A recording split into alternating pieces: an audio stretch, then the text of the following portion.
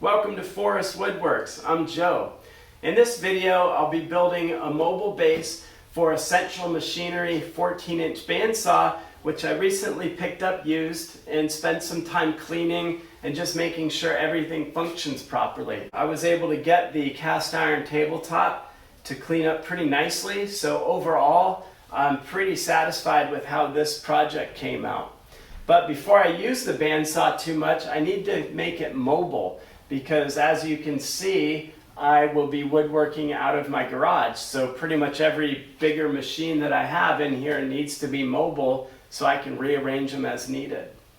For this particular project, I chose the Bora Portamate PM-1100 Universal Mobile Base Kit because I have used it before. In fact, I found this 1980s Powermatic Model 60 8-inch jointer last January that was basically on the way to the junkyard. It had been sitting around for so long, the people that owned it were getting ready to just take it to the junkyard. So thankfully I found it before that could happen, saved it, and donated in the process, so everybody won there. And after I got it home, spent a couple months cleaning it up, remaking some of the parts for it. I knew it needed to be mobile as well, just given its size and its weight. So after doing some research and having built my own mobile base for a Craftsman table saw, I decided, because the hardware for that mobile base that I built, while it functioned awesome and I was very pleased with that build, the hardware itself cost about as much as this kit does. So I decided to give it a shot, and I'm glad I did. It's worked out great. This thing is between 300 and 400 pounds probably, and I've had no fails with this mobile base, just building it out of glued up plywood and OSB. I just took the two pieces and sandwiched them together, and that's what I'll do in this video. So there's lots of options for mobile bases, tons of videos. This just happens to be what I'm using for this bandsaw.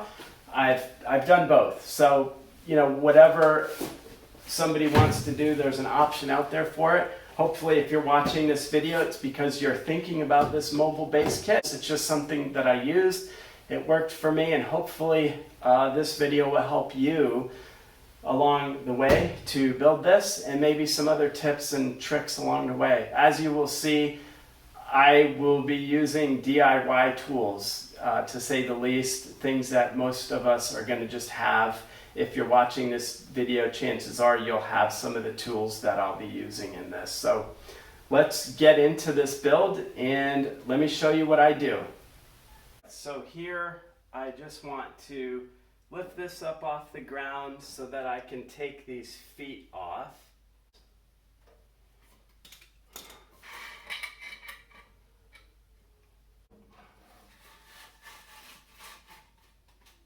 I just want to take a basic measurement of the outside dimensions of the base I'm working with. So in this case, I've got about 16 1/4, maybe 16 1/2. But I'm just going to move that out to 16 3/4, just so I have plenty of room. This comes out to about 19 1/4, so I just want to bump that up to 19 1/2. These mobile base kits are great because the hardware is actually countersunk, so you could, in theory, you could just go right up to the dimensions and sneak right up on that. There is a situation that I want to make you aware of. In mine, I have basically just a very featureless base, so there's nothing extra I need to plan for. However, depending on what you're using your base for, you might have something like this, a little foot plate. So on my jointer, I do have a foot plate, and that meant I had to plan for that a little bit. I had to make that longer by about 2 inches on each side just to account for this. And then I also picked up some 1/8-inch plate at a local hardware store. The base is sitting on the mobile kit plate here, the corner plate. So then I had about an 1/8-inch gap. So I just went and got some plate, marked it out, and then just cut it down to fit in here. The whole point of this little caveat is just to say, look at your base and then make sure you've kind of planned for any unique things that might come up along the way. This is how I modified the pedals so that it would raise in one motion as opposed to just pushing down each pedal one at a time. And that's nothing unique. A lot of people are doing that kind of thing. So you might want to consider doing something like that. And I think I will once I do get finished putting my base together for the bandsaw. So since I don't currently have a table saw, I don't really have a neat, clean way to cut this inside my garage with dust collection. So I decided to bring it outside. I've already marked it out, and let me tell you what I'm doing here.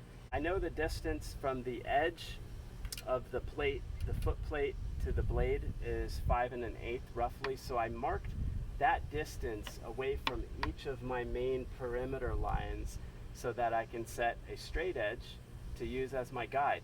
I don't have a track saw or a fancy guide at this point, but what I do have is a couple pieces of tongue and groove, and those actually do have a fairly straight edge. And this one's in pretty good shape, so I'm going to use that, and it'll be a great substitute. I've got my safety glasses on. I'm outside, so I'm not really going to worry about the respirator situation, but I am going to put some earplugs in.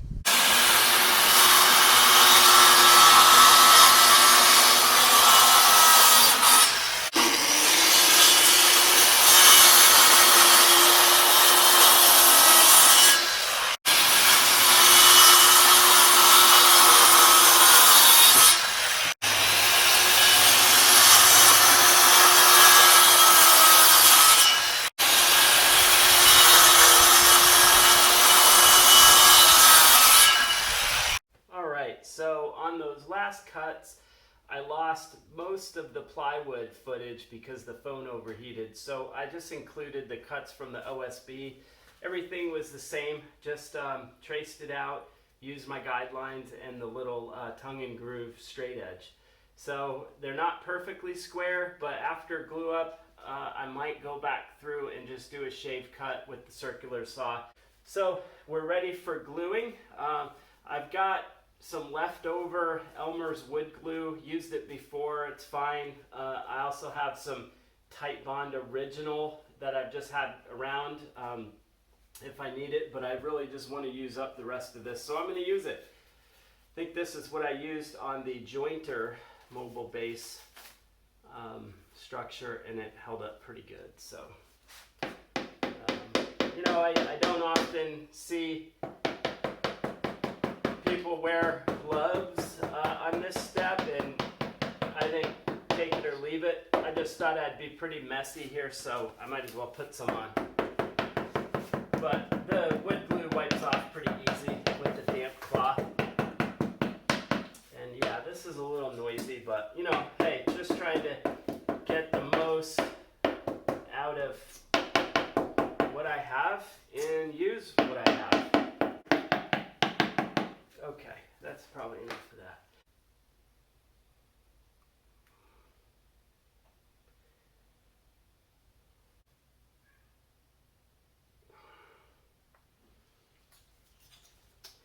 All right, use my glue spreader here. Let's get that coated in the center. Then I'll come back and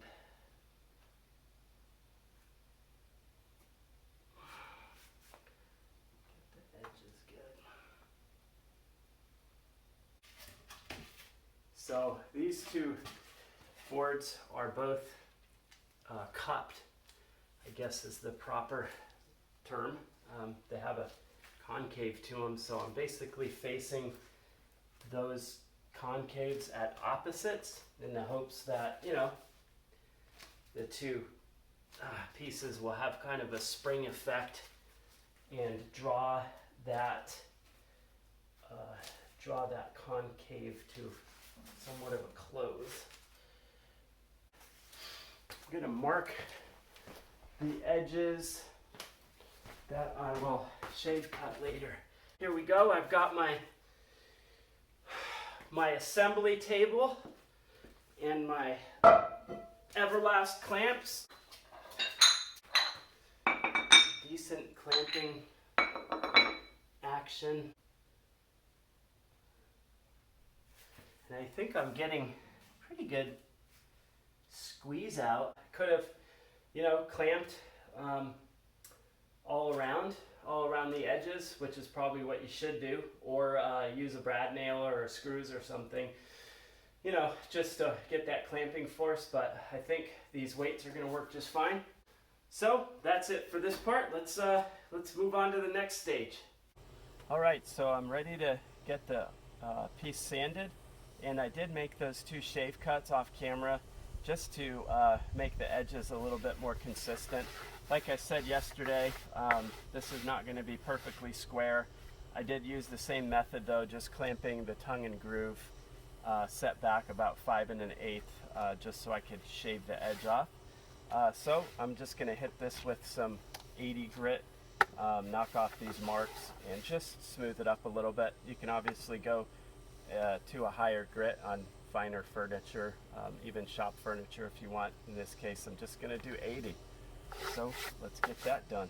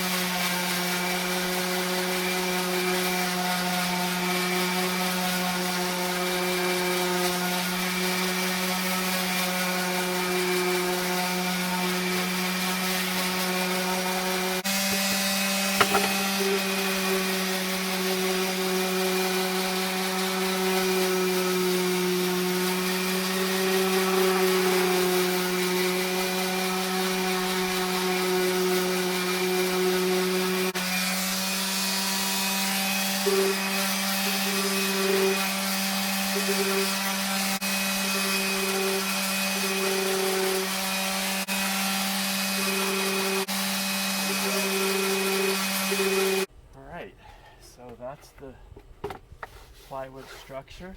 Looks like I have a little chip out right here, but I'm just gonna, I'll glue that, no problem. Glue that, clamp it, it'll be fine.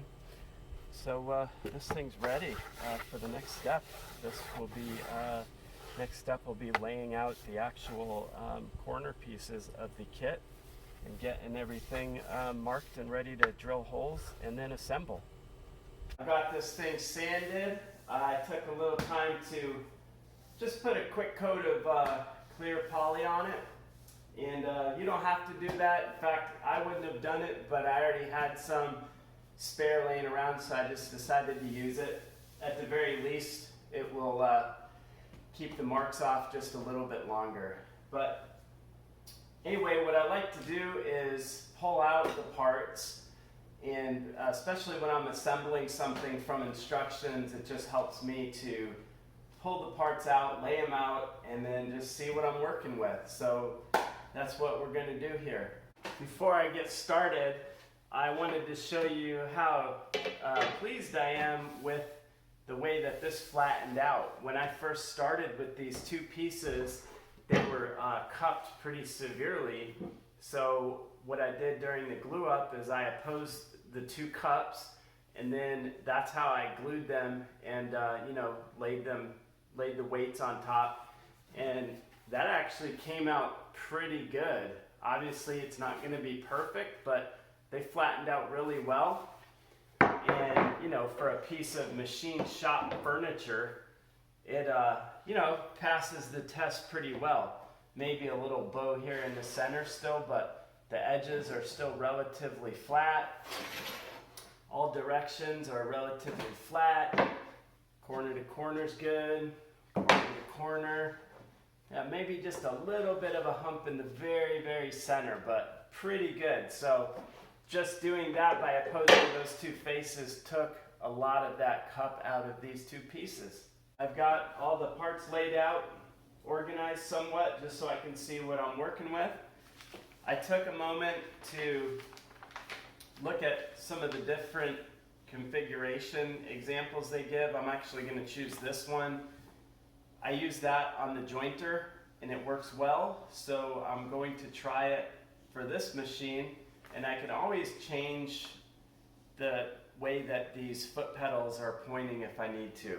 These are actually the swivels, so you would see that in the instructions as you're building your own. But I'm gonna just take some time and go through the instructions and put the different caster pieces together. I'm going to be talking a little bit throughout that process, so this video probably is going to get a little longer. Feel free to fast forward if you don't want to watch this part. But at least you'll get to see an option of somebody just kind of average person just building this thing. So if you're advanced and you don't want to watch that part or it's boring, just fast forward. Here we go. One thing I did was I took just a minute to gather the tools that it says to right here. Drill bit, 1/2-inch drill bit, tape measure, and it says to get an adjustable wrench. Excuse me, I just got 2 of these because I know this one is kind of not very good. It adjusts itself all the time. This is probably the standard tool that most just average guys and girls are going to have laying around their garage. Nothing too fancy yet. In fact, I was thinking, I'm building this for a bandsaw. And I am fortunate enough that I found a bandsaw on Marketplace for really cheap. I mean, we're talking less than $100 for a floor model standing bandsaw that would typically run you $450 new and then up, $450 and up. So while this video is geared towards just kind of an average DIY making stuff, I think there's still a lot of tips that you can take away, even if you're not building building it for a bandsaw or some other expensive tool.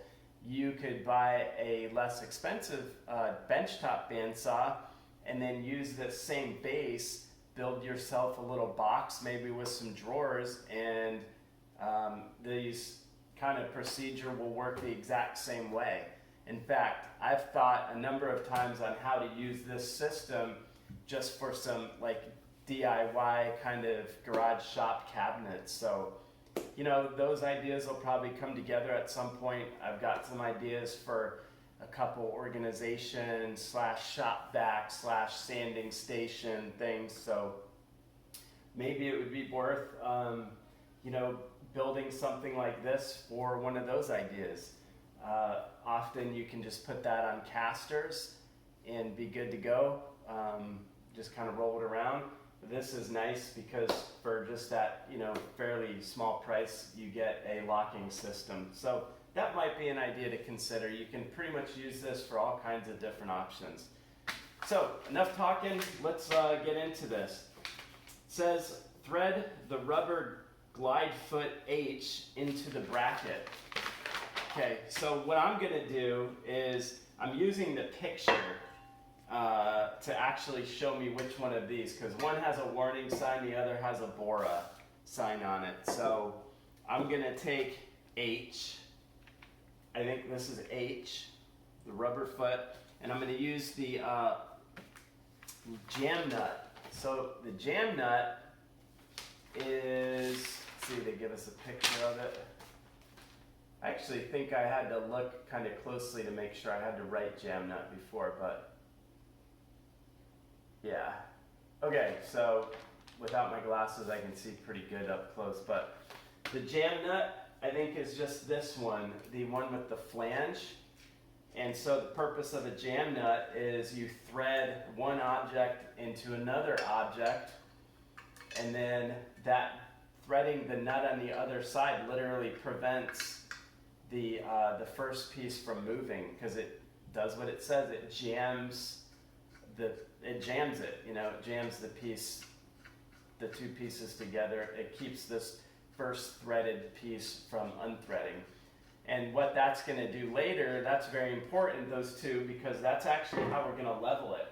Because the stationary wheels are going to be set at a certain height. You can't do anything about those.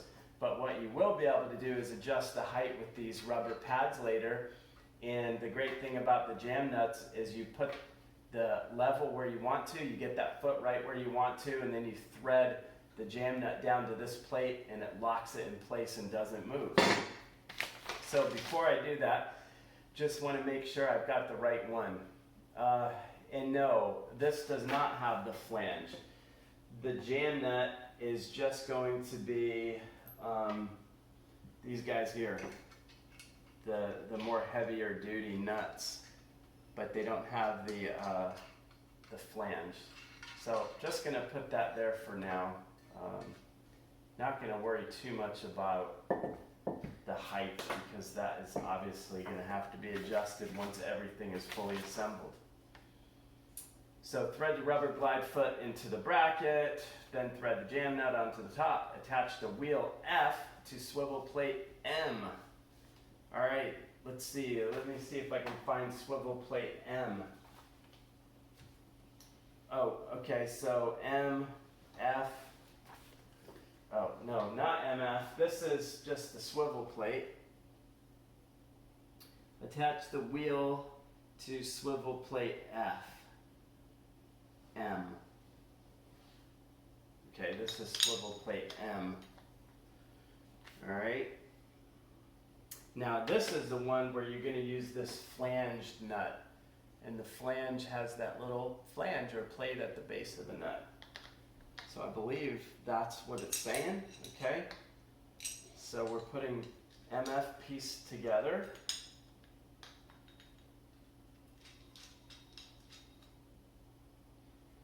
All right. I just want to make sure the next side will be saying the same thing.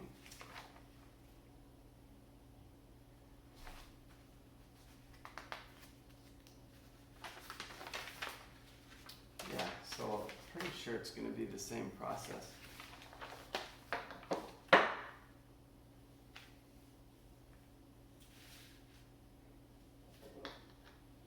Alright, so I'm doing the jam nut. I might be able to just, I think I do both of these right now.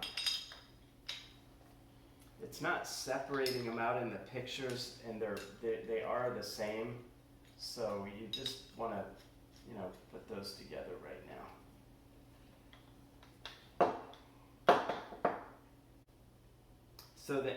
So the next step, install the swivel plate to using the M8-85 carriage bolt.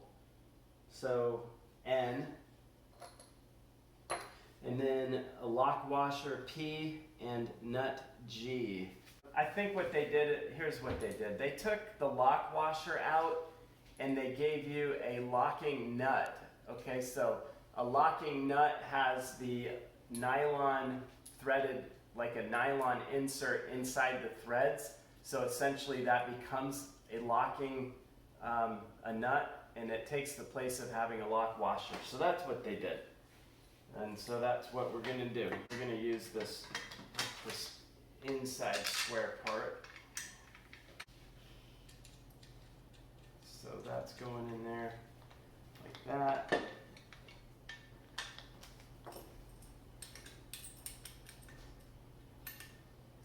And this is still the first step.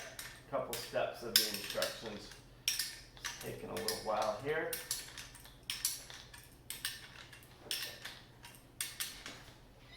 Okay. And then install this swivel plate. Okay, so we did that. And then install the foot lever R using the M8 85 carriage bolt, N, a nylon washer O, lock washer P, and a nut. So we don't have the lock washer, but we have these nylon washers. I believe they're the thicker ones. Yeah, they are, because then you've got some smaller, thinner bolts here that will be used for the lock wash, the smaller nylon washers later.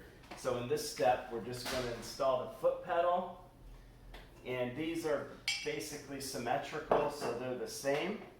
So what we'll do is we'll just install those, and they just give you a basic breakdown of how those get installed. This goes into here. We got another carriage bolt. So that goes down there. And the other thing you want to keep in mind, I had to learn this kind of the hard way. You don't really want to crank down on any of these as you're installing, because the metal will bend, unfortunately. If you really apply a ton of force there, it's going to bend the sheet steel here.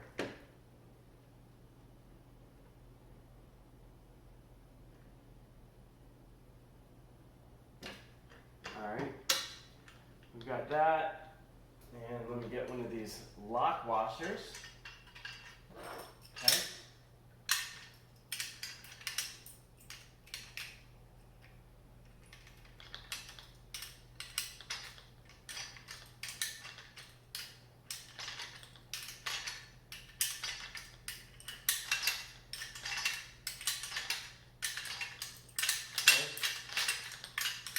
Yep, and this thing's already adjusted itself out. Okay, so that's assembling one, and you can see when I push down, it raises the whole structure up. So that's what we're looking for. I'm going to do the other one the same way.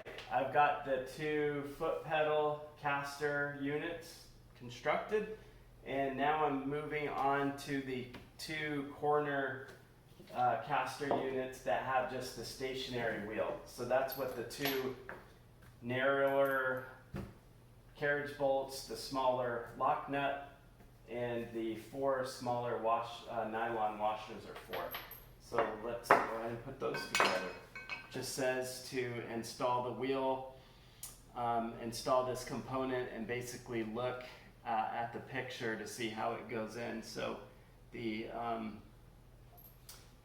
nut goes on the inside, and you can see that because it has the countersink right there. It's countersunk, so that tells you kind of which way this goes, and the edge of the carriage bolt is beveled. The instructions, while I'm at it, the instruction I just read, the instructions say to measure the footprint of your machine and then add an inch for hardware. Okay, so if you remember earlier when I was measuring mine and I said I would add, maybe a ½ an inch or whatever to have some wiggle room, I did not add an inch. And after seeing that in the instructions, I thought, oh, cool. Does that mean I cut my base too small? And I looked back through, so I looked all the way through to the end of the instructions, as well as the pictures of the assembly, the assembled kit, and all the hardware is either flush because it's been countersunk, or it's just not protruding in any way. So you can add the inch if you need to or want to. I think I'm going to be okay, even though I didn't add that inch. I think maybe there's something with these instructions. They're older, like I said, it called for a hardware labeled P, and there was no such thing in here anywhere. So maybe these are older instructions, or they just have changed the design and did not update the instructions to go with that. But from everything I can see, the hardware is flush to all the surfaces on the inside, so it does not appear that there's literally any need to go bigger, you know, an inch. But you can if you want to. It's actually not going to hurt. The one thing I was concerned about going too much bigger is because the farther, the smaller your plywood structure is, the closer into the edge and off these corners your base is actually going to sit. Or at least your machine. I mean, yeah, your machine would be in here. That would put the weight farther in towards the center, and that might not be good. So for my purpose, I just wanted to keep the actual edge of the machine's base as close to these sides as possible, and that's why, you know, not doing that extra inch is going to work out for me. That's what I kind of wanted to do, and I still will have plenty of room for the hardware, because again, that's all flush mounted. So we're rolling with this, and it's going to work. It's going to work great.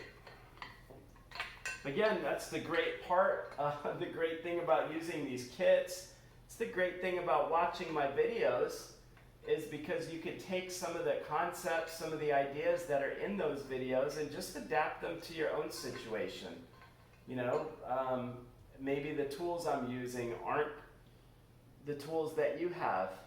Although I think for this particular project, you know, the tools that I've used so far and the little tips and tricks and all those sort of things, like everybody has that. You're not building a mobile base for a tool if you don't like have something to cut things with. And most people that are building stuff like this or whatever are going to have a circular saw. Not everybody has a table saw. I don't have a table saw, not one that's functional yet. But yeah, you can pretty much just make do with the tools that you have. It's always a little bit more challenging maybe. You have to think through the project a little bit more, get creative of how you're applying those tools, but it's possible. Some ways you have to think through it a little bit more, because ergonomics are a big thing. When you're using a lot of DIY tools and you don't have like elaborate work surfaces and that sort of thing, oftentimes you're working on whatever surface you can find, whether that's a shelf, a sawhorse, or even the ground. And so ergonomics are a big thing, and you know, a whole day of working on the ground and getting on and off the ground, up and down, is not very fun. So that's another benefit to having the shop tools, like a, you know, table saw and that sort of thing. But all these things can be done with just the basic tools that most people are going to have if they're attempting this project to begin with. So that's the corner unit, and these are the stationary wheels that's assembled. Like I mentioned earlier, I'm going to use that configuration. So I think the next step is literally to just put the plywood structure with the corners together and just mark things out. And then we'll go on to drilling the holes and putting this whole thing together. Okay, so I took a second to just set the assembled corner pieces at each corner, basically putting the plywood structure inside those. And the point of that is to then take the top plates, just set them out, so because they're going to need to be arranged so that those tongues right there fit in each slot. And so it kind of guides you in how, like, which piece goes where. So take a second to do that, and then basically just hold it, lift it up, slide the piece in the slot, and then you've got it nice and square. And again, I'm kind of pleased with how this turned out, because although it wasn't perfect square, it's definitely good enough to where these corners are fitting in nice and snug. So just one corner at a time, trace out the marks for where you are going to drill. Yeah, I do want to make sure these are aligned really well. Make sure corners are snug. Hold it down. Hey, you know, you could also clamp this. I mean, if you wanted to, you could clamp these pieces together while you trace them. You could also put a little spacer underneath here so it essentially holds it up, and then you're not fighting it. So there's a couple ways to do that step. And even though I'm doing this with the plates on top and the bottom piece on the bottom, once I actually drill the hole, the two plates might not align perfectly, but they actually give you a little bit of wiggle room. Back out in the garage, I want to drill the holes for each corner now. The directions say to check as you're going to make sure the holes are lining up. That's what I'm gonna do. That's actually good practice anyway. For any kind of project you're doing, you wanna just make sure things line up. So let's get started. I have not done this in a little while, so this will be interesting. But my whole goal is literally just to try to get a straight perpendicular hole so I know that those bolts are gonna line up as best as possible.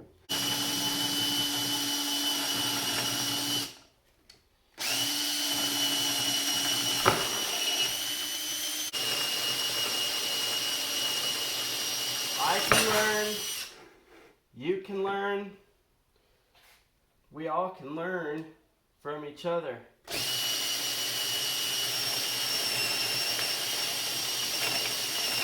I kind of like the way that idea worked out without actually damaging any of the metal. It allowed me to maybe just get a better seat for the drill. You know, just starting with this plate in place.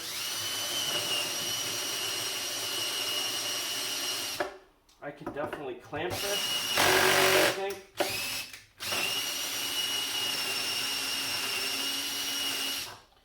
I don't want it, you know, binding up on me. To try to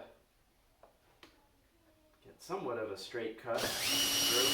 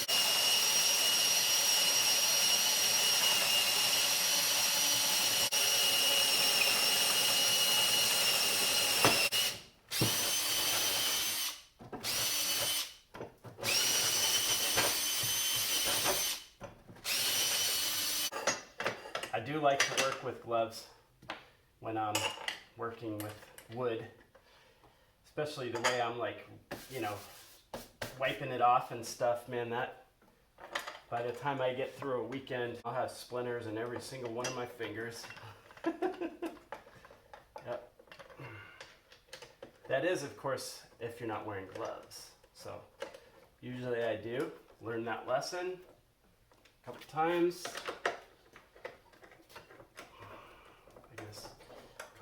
For sure.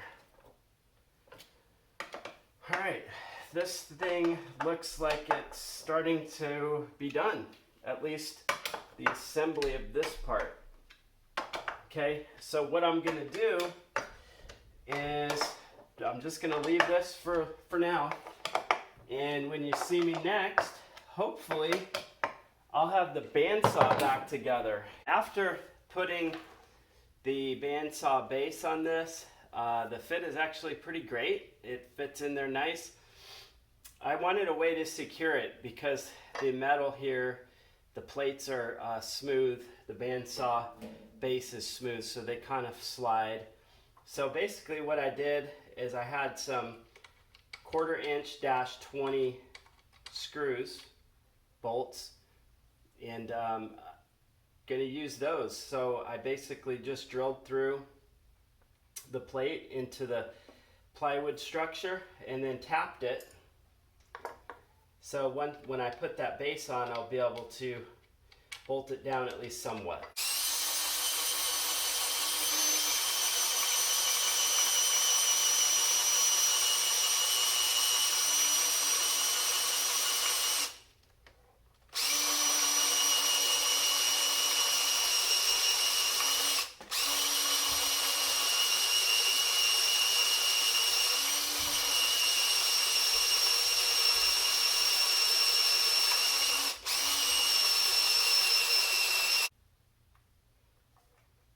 I know oil, cutting oil, cutting oil, cutting oil will make this better. I'll use it on the next two. The cutting oil helps it cut easier and keeps the edges of your tap from getting dull. So I will use that. Just didn't have it with me right here.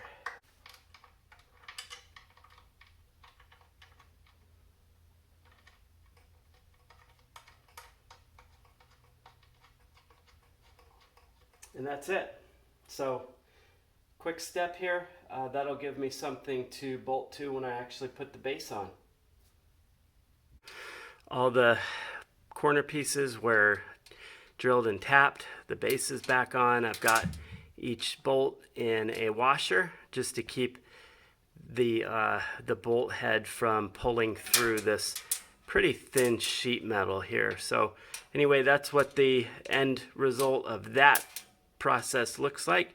Something you can think about when you're doing your own base. Another thing you want to take into account though, these holes in the bandsaw base were already there.